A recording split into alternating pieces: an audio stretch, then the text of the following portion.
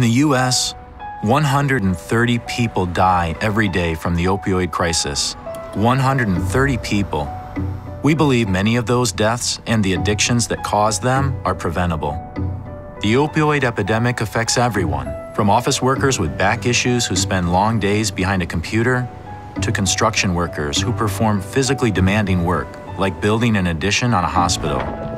And when we look at a manufacturing shop like this, making the equipment that could go in that hospital, there's a high possibility there are some employees here who could be one prescription away from an addiction. We're looking at employee health and safety all the time. Talking with employees, employers, healthcare specialists, we realize that it all starts with how we medically manage the treatment of chronic pain. We've seen doctors prescribe opioids for an injury that started as a typical back strain at doses appropriate for a patient dying from cancer. It's become a public health emergency.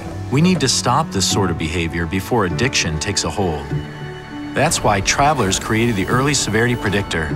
It helps us identify who is at risk of developing chronic pain so we can proactively help them avoid masking their pain with opioids and instead truly help them manage what's driving their chronic pain.